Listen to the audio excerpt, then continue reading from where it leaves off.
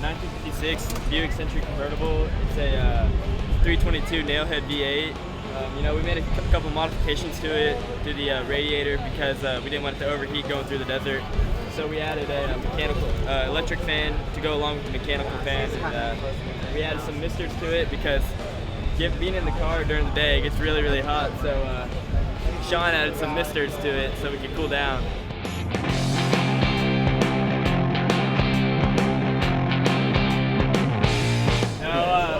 Originally, the Buick has factory air conditioning, but we don't have the condenser in right now, so that we can get a better top speed and better acceleration with the car. So.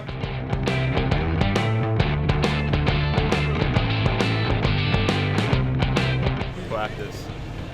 We went out and practiced as a group several times, and I'm the rookie, so I learned a lot from these guys, and just lots of practice getting out on the road. Spent a lot of time raising money. That was a big thing because since we're high school students, we can't just pay for this on our own. So we went around Ponca City and asking for donations from companies and individual people, and then we spent a lot of time with the help of the mechanics at First Street Ignitions, working on the car and getting it ready to travel across the country.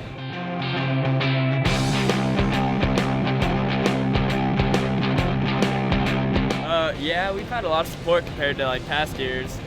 We're really proud to be from Ponca City and have their support. It means a lot,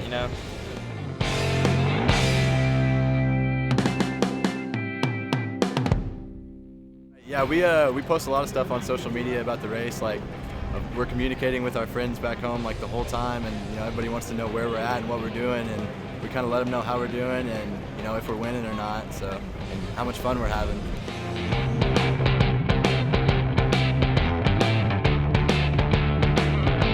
Everybody wants to know what year it is. Everybody says that they had a car just like it, so that's pretty neat. People want to know how old we are, and a lot of people are think it's pretty cool that we're just high school kids doing this.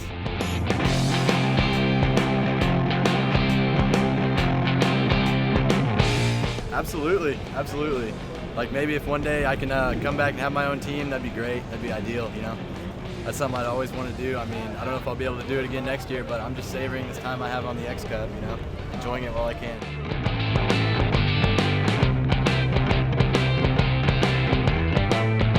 For the X Cup, the navigators, they have to be under 21, and the driver, he has to be over 21. So, I'm kind of the chaperone for the guys, and I get to make new friends every year because we bring a new group.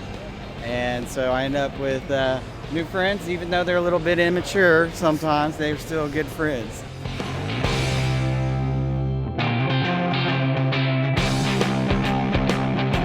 Oh yeah, they've learned quite a bit. They may be really novices at mechanical stuff, but they slowly get to learn stuff and build more skills on how an automotive works and just teamwork. There's a lot of teamwork in this. And it's a race of precision. Everybody doesn't quite understand what the great race is. When they ask about the great race, it's a race of precision and just building on your skills every day, make yourself better. It's a little bit like life.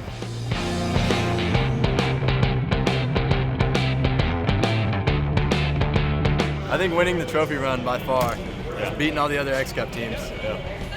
I hear the college guys were a little bit upset about that. I don't know. I think they kind of underestimate us a little bit. Do they still underestimate you?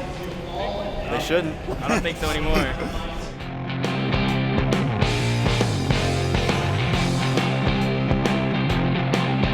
The faculty member or even an administrator, I'd say, this is a type of thing that involves students after school because most all of our programs have been eliminated.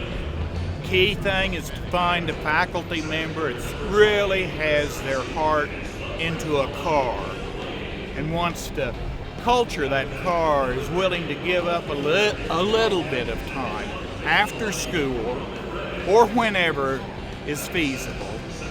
And it's surprising how much community involvement you can get, not only in building of a car, but raising the money to do this, because it is not cheap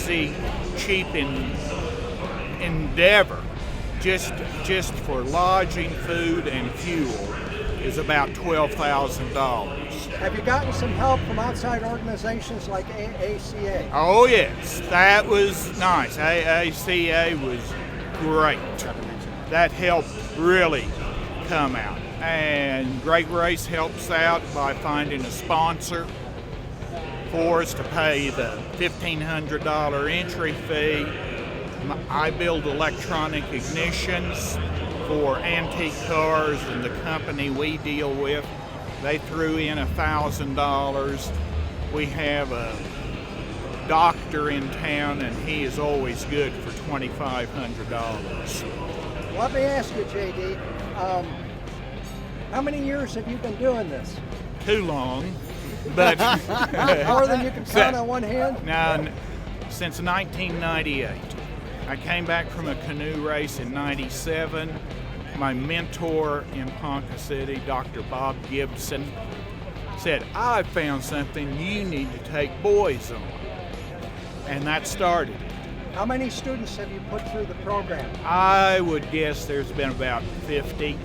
And even some who have been involved who don't go on the trip themselves. You can involve a student if they just want to get their hands greasy or get involved in some way, but that maybe they don't have the time to make the trip, they still become a part of a team. How many of the students have actually been on more than one race? Oh, gee. I'd say, though, that 50% of them at least have been on more than one race. And of course, with the upperclassmen, you always lose some to graduation. Yeah, true. And like Josh this year, he's the rookie, but this year also I told the other two, Hawkeye and Andrew, that I'm not going without 3 people, and the third person has to be a new person.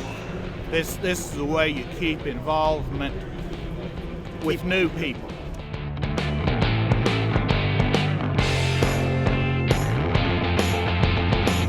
I'd just like to say that every great race is different from the last, and each one is a once-in-a-lifetime opportunity to just go see small towns in America and across the country in an antique car, and you learn so much, but at the same time, you have a blast, and it's really great. How many of you have ever seen the Pacific Ocean before? I have.